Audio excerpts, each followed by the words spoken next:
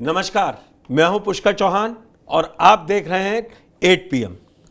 8 PM में आज सवाल पुष्कर चौहान पूछेंगे और जवाब देंगे मेरे सहयोगी अम्बेश श्रीवास्तव। उपचुनाव की 7 सीटों पर वोटिंग कल सुबह शुरू होगी, लेकिन बाबा किरोड़ी ने एजेंडा आगे का तय कर दिया है कि 23 तारीख को नतीजे कुछ भी आए, सरकार को वो शांत नहीं बैठने देंगे। किरोड़ीलाल मीणा अभी तक मिनिस्टर भी हैं, लेकिन आज उन्होंने जिस तरीके से पहले एसआई के परीक्षार्थियों को टंकी से उतारा, फिर डिंपल मीणा के केस में वहाँ प्रदर्शन कर रहे एक युवक को टावर से नीचे उतारा। दोनों तस्वीरें आप देखेंगे तो आपको लगेगा कि ये चुनाव के बीच, या कहें जब जिस दिन अगले 12 घंटे में वोटिंग शुरू हो जाएगी, वहां पर ये क्या दृश्य चल रहा है। और कैबिनेट मिनिस्टर वो वहां से खड़े होकर, अभी आप उनकी साउंड बाइट भी सुनेंगे, उन्होंने कहा है कि मैं ये भरोसा दिला रहा हूं एसआई परीक्षा रद्द होने के लिए। वो चुनाव 13 तारीख को खत्म होगा, 14 तारीख को मिलेंगे मुख्यमंत्री से और ये परीक्षा रद्द करवाएंगे।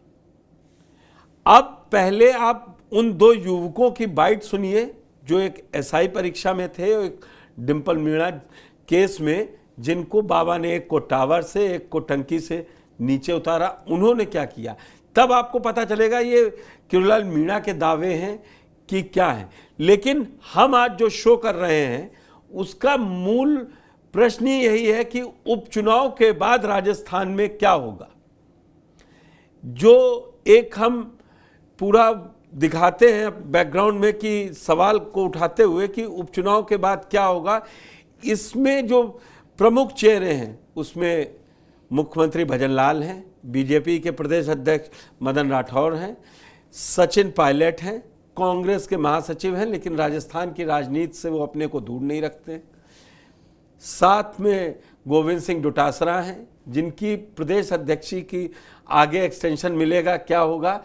इस पूरे चुनाव प्रचार में बीजेपी वालों ने इस पर भी खूब मजे लिए।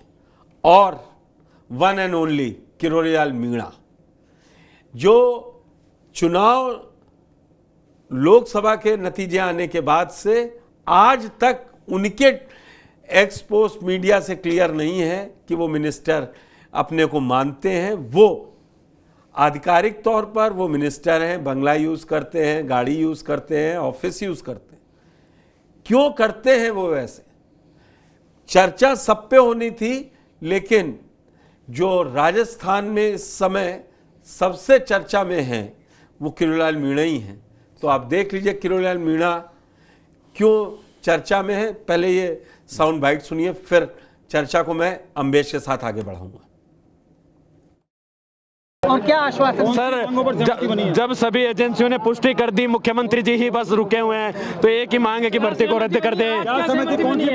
देखो 2021 में किरोड़ीलाल जी ने शहीद स्मारक पर एसआई भर्ती को लेके विपक्ष में होते हुए पार्टी में धरना दिया था। तो मैं तो कहता हूं कि बाबा पार्टी और पद के मोहताज नहीं हो आप। इन युवाओं के लड़ो 3 दिन हो गए, अगर सत्ता पक्ष और विपक्ष में कोई हमें पूछ रहे हैं तो सहमति बाबा, सहमति बताओ। सब मुद्दों पे सहमति बनी है। बाबा हमारे मार्गदर्शक है, युवाओं के चहेते हैं।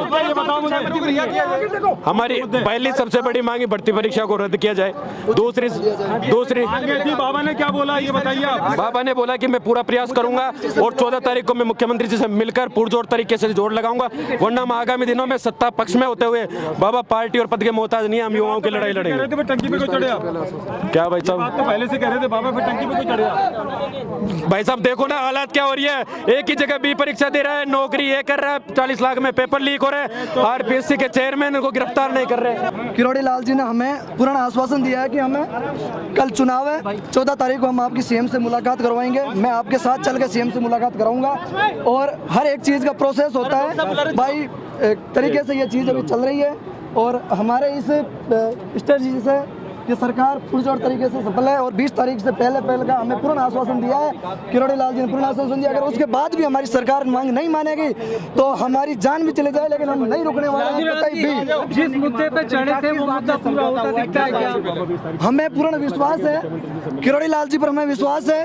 इनके माध्यम से हमारी सीएम से मुलाकात होगी 14 तारीख को, उसके बाद में हम वापस बताएंगे और 20 तारीख तक हम इनके कहने पे हमारा स्वास्थ्य थोड़ा खराब है, इस वजह से हम ज़्यादा बोल नहीं सकते। तो आपने सुना जो एसआई के अभ्यर्थी हैं उनका क्या कहना है कि हमको किरोड़ी लाल मीणा पर पूरा विश्वास है, वो में हमारे मार्गदर्शक हैं और उन्होंने जो कहा है कि वो 14 तारीख को सीएम भजन लाल से मिलेंगे और इस पर एक फाइनल डिसीजन करवाएंगे।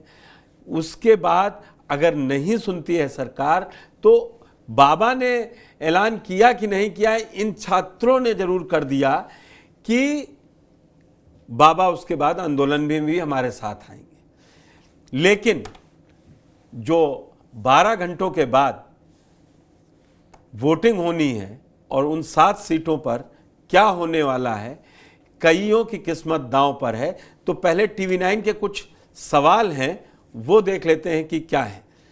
सबसे पहला सवाल, क्या बीजेपी के पास है हार का बदला लेने का बड़ा मौका? क्योंकि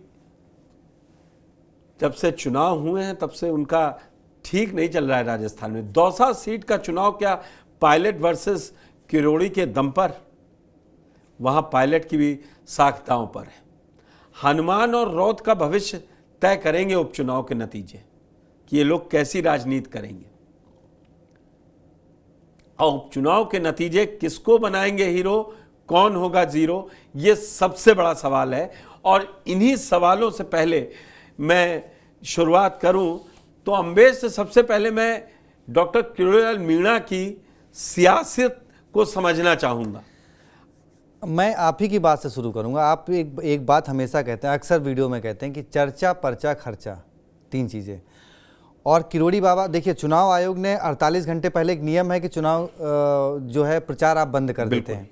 दौसा में जब से तारीख का ऐलान हुआ, जब से उनके भाई को टिकट मिला, किरोड़ी लाल मीणा जी जान से वहाँ जुटे हुए थे। उन्होंने भिक्षाम देही तक का स्लोगन अपना लिया, कमंडल लेके दौड़े भी, भागे भी। अब 48 घंटे बचे थे, चुनाव आयोग ने रोक लगा दी, तो अब आगे क्या, कैसे प्रचार किया जाए? तो अब चर्चा ये है कि भाई किरोड़ी लाल मीणा पहुँच गए सबसे पहले जयपुर, जहाँ टंकी पर चढ़े थे 2 लोग, वहाँ जाके उनको उतरवाते हैं और उसके बाद जाके वो टावर जहाँ पे डिम्पल मीणा वाले मामले में वहाँ भी पहुँच जाते हैं और वो भी उतर जाते हैं।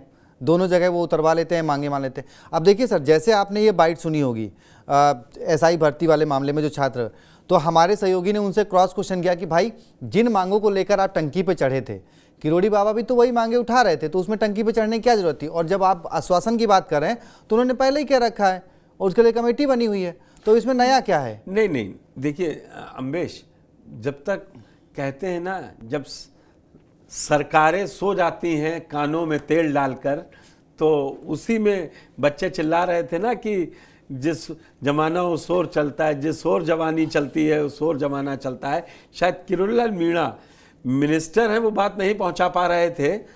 तो इन छात्रों का मैं मेथड पे डिस्कशन में नहीं जाऊंगा, लेकिन आप मुझे बताइए, जिस रिपोर्ट 13 अक्टूबर को आ गई थी, जिस पे फैसला लिया जा सकता था, 16 तारीख को चुनाव डिक्लेयर हुए थे, 13 से 16 के बीच सीएम 20 तारीख को गए हैं और ये हमेशा से बात कही गई कि जैसे ही रिपोर्ट आएगी, हम लोगों के वॉल पर वो वीडियो हैं जिसमें जो कमेटी में थे जोगाराम जी, उन्होंने क्या कहा और क्या फाइंडिंग्स हैं, वो बच्चे यही तो कह रहे हैं जो हम कह रहे हैं, वो कमेटी कह रही है, तो फिर उसको बात रद्द क्यों नहीं हो रही है? लेकिन सर एक सवाल यहाँ पे जो सियासी गलियारों में उठ रहा है कि ठीक चुनाव से 24 घंटे पहले ये चीज़ बाबा कल भी जाके कर सकते थे। अगर उनको एक ही दिन में आप दो दो जगह जाते हैं, दोनों जगह उतरवा सकते हैं, ये भी तो आप कल भी कर सकते थे ना, या कल के बाद भी कर सकते थे। नहीं तो चुनाव ठीक पूरे 24 देश में घंटे थोड़ी ना पहले हो रहा है कि आचार संहिता लगी है। इसीलिए सवालों के घेरे में है कि देखिए, डिंपल मीणा प्रदर्शन को मैं ये नहीं मानता कि बहुत प्रायोजित हो सकता है, नहीं हो सकता है, इस पे एक लंबी बहस हो सकती है, दोनों तरफ के तर्क और वितर्क हो सकते हैं, लेकिन नहीं तो सर यहाँ किरोड़ी लाल मीणा ने दोनों मुद्दे उठाए और उन दोनों को चुनाव से पहले उठाकर ये दिखा दिया दौसा की जनता को। नहीं सर, सवाल अब यहाँ पे ये है कि आपने मुद्दे उठाए, आपने सीधा सीधा जो सवाल खड़ा हो रहा है, क्योंकि देखिए जो हमारी वो है कि क्या होगा उपचुनाव के बाद क्या होगा, उसमें सीएम भजन लाल की भी मैं तस्वीर। उसी का जवाब दे रहा उसमें हूं। सीएम भजन, तो अब क्योंकि आपने जो चुनौती दी है वो सीधा सीएम भजन लाल शर्मा को दी है। इससे पहले किरोड़ी बाबा का एक बयान आया था कि दौसा में अगर भाई को जीत मिल गई तो प्रमोशन होगा। प्रमोशन में अब आप मंत्री ऑलरेडी हैं, आपको मंत्री पद से हटाया नहीं गया, आपके पास डिप्टी सीएम या फिर सीधा मुख्यमंत्री। ऐसा होता है तो मंत्रालय ये जो उनको सरकार अच्छे को नहीं मिल घेराव, पाए हैं। मतलब नतीजों से पहले आपने सरकार को घेरना, सीधे सीधे मुख्यमंत्री पे आप सवाल खड़े कर रहे हैं किरोड़ी बाबा। ये देखिए, ये ना बड़ी ऐसी स्थिति हो गई है राजस्थान में जैसी कभी नहीं रही। अशोक गहलोत और सचिन पायलट में अगर रार थी तो फिर खुल के थी, मिलके नहीं थी जी। फिर वहां निकम्मा गद्दार सब चला,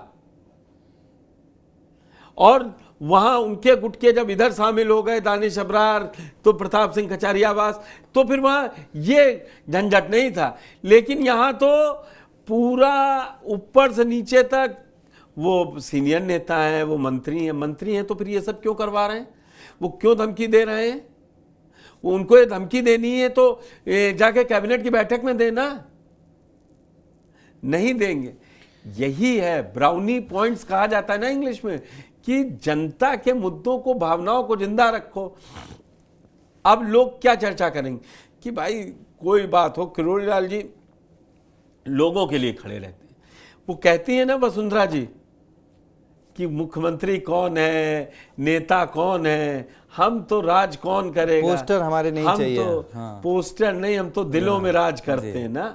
तो किरोड़ी लाल मीणा भले ही वो वसुंधरा राजे को क्या क्या राय दें या कितना तल्ख रहे, लेकिन फॉलो वही कर रहे हैं। जनता के दिलों में आप रहेंगे ना तो आप चुनाव नहीं हारते, और आखिरी में आपको जाना चुनाव के बीच में होता है। और जो हम लोगों का असली मुद्दा है कि उपचुनाव के बाद क्या होगा। जीत गए तब भी बाबा ने अपनी मांगे रख दी हैं। प्रमोशन रखिए, साथ में एसआई पर्ची है, डिंपल मीणा है। डिंपल मीणा वाले केस में उन पर सोचिए दबाव कितना है। वो कांग्रेस का पूरा एक प्रतिनिधिमंडल उनसे मिला। हमने उसमें अलग डिस्कशन किया था। उसके बाद एसआई वाले में इतना फंस चुके थे बाबा, उन्होंने इसको ऐसे फेंक दिया कि हम इधर, वो एक साइड खड़े हो गए। क्योंकि आपको मालूम होगा किरोड़ी लाल मीणा की सभा में लोग मिलने पहुंचे थे जो सेलेक्ट हो गए। उनका कहना है हमने कर्जा ले लिया, हमारी बेटी की शादी हो गई, ये कर लिया, हम क्या करेंगे, अगर रद्द हो गई तो क्या भर्ती रद्द होगी। तो इसको इतना आसान भी नहीं है, और उस टाइम को किरोड़ी लाल मीणा बाय कर रहे हैं। अब सर एक सवाल और ये कि चुनाव से, मतदान से 24 घंटे पहले ये पूरा जिस तरीके से माहौल किया गया, ये एक पॉजिटिव माना जाए कि भाई चलिए ठीक है, किरोड़ी लाल मीणा के पक्ष में लोग आएंगे। लेकिन क्या जिस तरीके से किरोड़ी बाबा ने सवाल खड़ा किया वो भजन लाल के निगेटिव में नहीं जाएंगे? और अगर बीजेपी 7 में से सीटें कुछ गंवा देती है, कुछ एक वो इम्पैक्ट मौका पड़ता था, है। मैं मानता था कि इन 7 में से उनका 6 था स्कोर जी। वो इसको कहीं 3 और 4-2 और 3-3 पे ला सकते थे। बीजेपी 2 से 3 सीटें गेन कर सकती थी 7 सीटों में।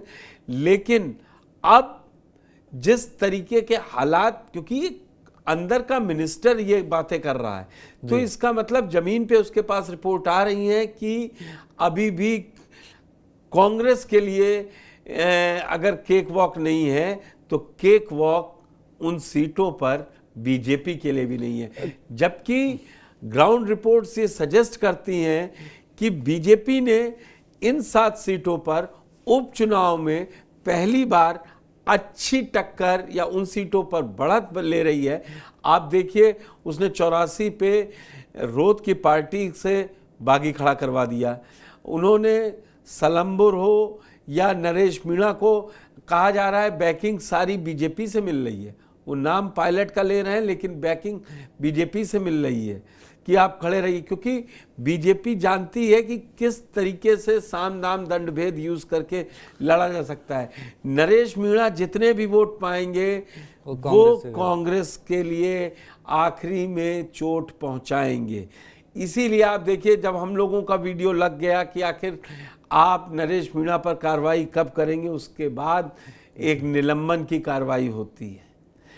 आप ये समझिए नरेश मीणा को ही ना संभाल पाना एक देवली उनियारा पे नहीं, ये पूरी मैसेजिंग की बात होती है कि जो कांग्रेस का राष्ट्रीय नेतृत्व है वो किस गंभीरता से चुनाव लड़ रहा है।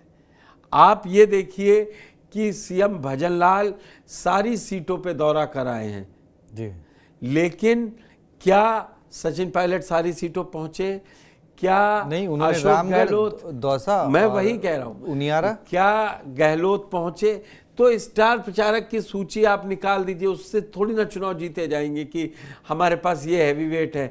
दिया कुमारी क्या जगह मीटिंग लगाई गई, इसीलिए प्रेमचंद बैरवा की नहीं लगाई गई। ये देखिए बीजेपी मीडिया के सवालों को जवाब दे या न दे, वो लेकिन वो जनता के बीच ये मैसेज नहीं देना चाह रही थी कि वो जो एक दो कारनामे या आरोप लगे तो प्रेमचंद बैरवा को आगे बढ़ा रही।